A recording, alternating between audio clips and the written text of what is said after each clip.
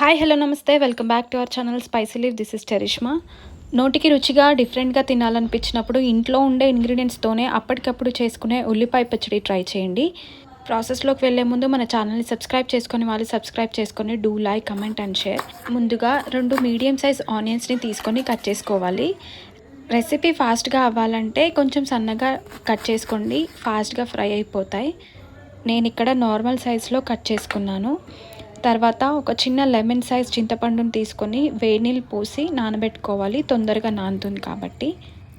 తర్వాత gas on చేసుకొని pan పెట్టుకొని ప్యాన్ కొంచెం హీట్ అయిన తర్వాత 1 టేబుల్ స్పూన్ ఆయిల్ని వేసి అది కొంచెం హీట్ అయిన తర్వాత 1 టేబుల్ స్పూన్ మినప్పప్పుని యాడ్ చేసుకోవాలి. తర్వాత 1/2 టేబుల్ స్పూన్ జీలకర్ర, 1/2 టీ స్పూన్ ఆవాలు, 1 టేబుల్ స్పూన్ ధనియాలు కూడా యాడ్ చేసుకొని మీడియం ఫ్లేమ్లోనే మంచిగా ఫ్రై చేసుకోవాలి. తర్వాత మీ స్పైస్కి తగ్గట్టు ఎండుమిరపకాయలని యాడ్ చేసుకోవాలి. నేను 20 వరకు ఎండుమిరపకాయలు తీసుకొని 2గా చేసి వాటిని ఫ్రై చేసుకోవాలి. ఈ ఫ్రైయింగ్ ప్రాసెస్ అంతా సిమ్లోనే చేసుకుంటే టేస్ట్ బాగుంటుంది. ఈ ఎండుమిరపకాయలు కొంచెం కలర్ చేంజ్ అయిన తర్వాత వేరే ప్లేట్లోకి ట్రాన్స్ఫర్ చేసుకొని చల్లారనివ్వాలి. తర్వాత ఇదే ప్యాన్లో 1 టేబుల్ స్పూన్ ఆయిల్ని వేసి అది కొంచెం హీట్ అయిన తర్వాత కట్ చేసుకున్న ఆనియన్స్ని కూడా యాడ్ చేసుకొని ఫ్రై చేసుకోవాలి.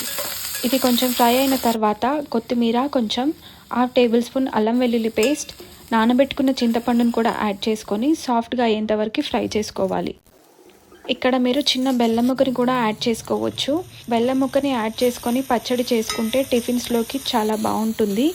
ఇట్లా ఆనియన్ సాఫ్ట్గా ఫ్రై అయిన తర్వాత పక్కన పెట్టి చల్లార్చుకోవాలి. కంప్లీట్గా చల్లారైన తర్వాత మిక్సీ జార్ తీసుకొని ముందుగా ఎండుమిరపకాయల మిశ్రమం వేసి మీ టేస్ట్కి తగ్గట్టు ఉప్పును యాడ్ చేసుకోవాలి. 3/4 స్పూన్ నుంచి 1 స్పూన్ వరకు ఉప్పుని యాడ్ చేసుకొని గ్రైండ్ చేసుకున్న తర్వాత ఆనియన్స్ మిక్చర్ని కూడా యాడ్ చేసుకొని ఫైన్గా కాకుండా కొంచెం బరకగా ఉండేటట్టు గ్రైండ్ చేసుకోవాలి. ఉప్పును ఒకసారి చెక్ చేసుకొని అడ్జస్ట్ చేసుకోవాలి. తర్వాత పోపు కోసం స్టవ్ ఆన్ చేసి ప్యాన్ పెట్టుకొని 2 టీ స్పూన్ల ఆయిల్ని వేసి అది కొంచెం హీట్ అయిన తర్వాత కొంచెం జీలకర్ర, ఆవాలు, 2 ఎండుమిరపకాయలు, 2 వెల్లుల్లి రెబ్బలు, కొంచెం కరివేపాకును కూడా యాడ్ చేసుకొని ఇక్కడ మీరు పప్పులు కూడా యాడ్ చేసుకోవచ్చు. తర్వాత 1/2 టీ స్పూన్ పసుపును కూడా యాడ్ చేసుకొని పోపు మిక్చర్ని ఆ పచ్చడిలోకి ట్రాన్స్ఫర్ చేసుకోవాలి.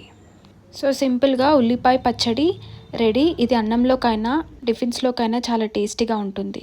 Thanks for watching. Subscribe my channel.